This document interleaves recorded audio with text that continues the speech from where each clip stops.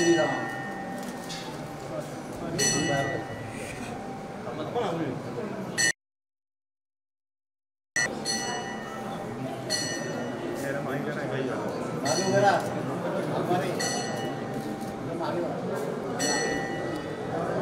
खाली कर कॅमेरा थोडा। अरे आता किती खाली करू मी मग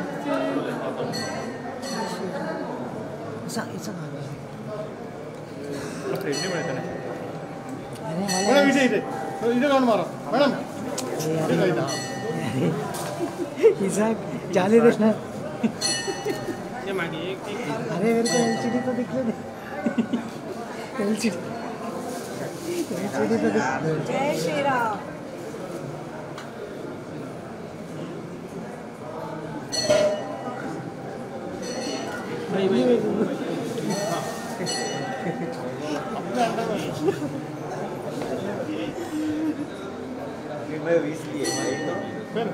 मैडम थोड़ा मागो।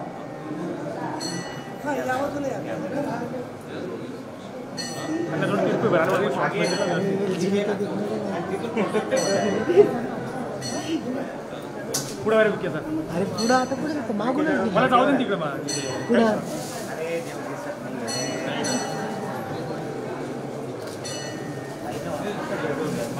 थोडा क्रॉस उभे राहा म्हणा थोडा असे मागे आणि क्रॉस उभे राहा। थांब ना त्यांची पूजा होऊन ना पहिले। अरे शॉर्ट होऊन जाते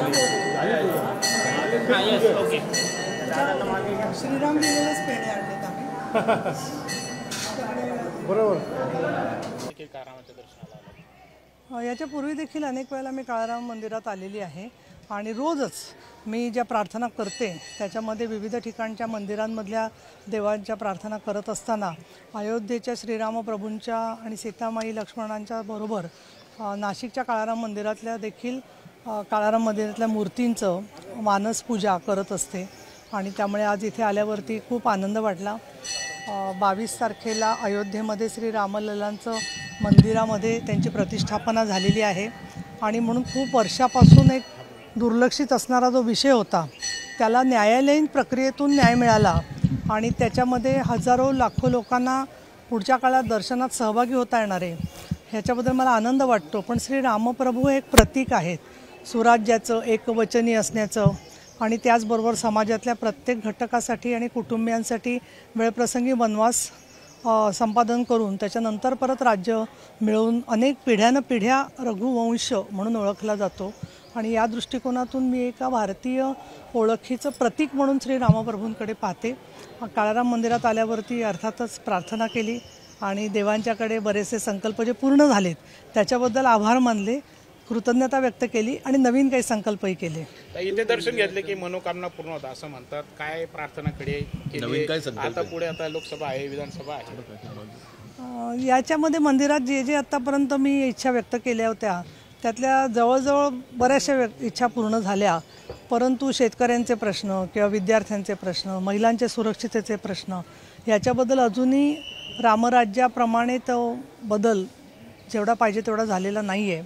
परंतु हे करण्यासाठी जी राजकीय इच्छाशक्ती पंतप्रधान नरेंद्र मोदीजींनी दाखवली, मग ते महिला आरक्षणाचं विधेयक असेल किंवा कायद्यांच्या संदर्भात तलाक पीडित महिलांना न्याय मिळवून देण्याचा विषय असेल किंवा राम मंदिर उभारण्याचा संकल्प असेल आणि अगदी नाशिकमध्ये त्यांनी ज्या प्रकारे इथे सगळा दौरा केला तो जो काय आम्ही तुमच्या माध्यमांच्या प्रमाणे पाहिला त्याच्यामुळे देशाचा नेता कसा असावं त्याचं एक त्यांनी सुंदर असं दर्शन दिलं आणि त्यामधून घराघरातल्या व्यक्तीपर्यंत अयोध्येतलं राम मंदिर आणि काळाराम मंदिर नाशिक या दोन्हीचं नातं दृढ झालं आणि त्या दृष्टिकोनातून मी तर अशी प्रार्थना केली।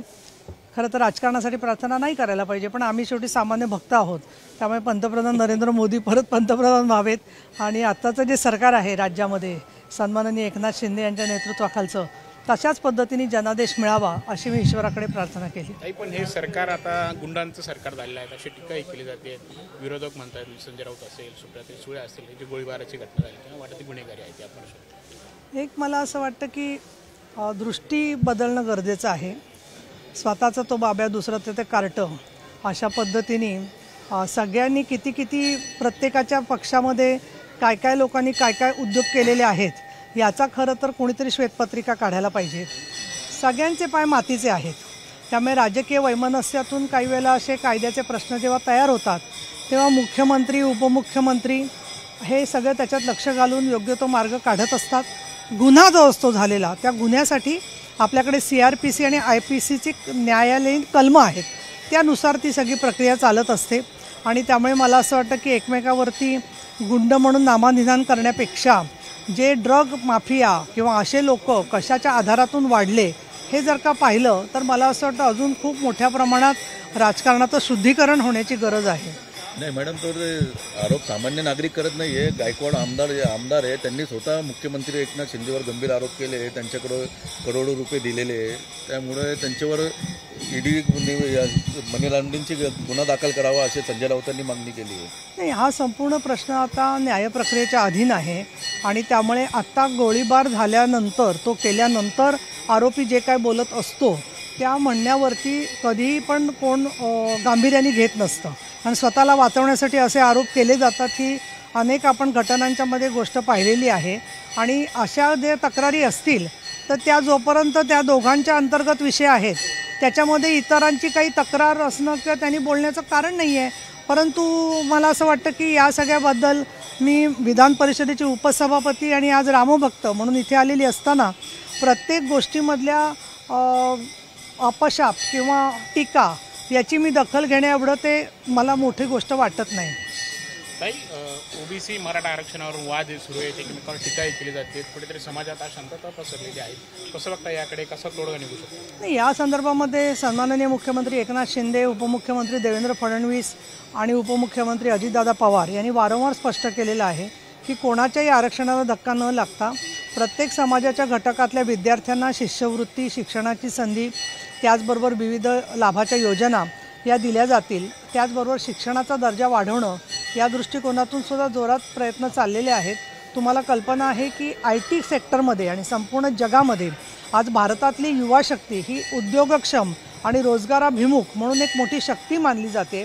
IT मधलं, त्याचबरोबर स्पेस एरोनॉटिक्समधलं, त्याचबरोबर विविध प्रकारचे कृत्रिम बुद्धिमत्ता आणि आज मी पाहिलं जळगाव, अहमदनगर वगैरे प्रत्येक भागामध्ये ज्या प्रकारे कृषी क्षेत्राशी संबंधित उद्योग येत आहेत उत्तर महाराष्ट्रामध्ये ते पाहिलं तर गेल्या 5-6 वर्षामध्ये सगळं चित्र पालटत चाललेलं आहे.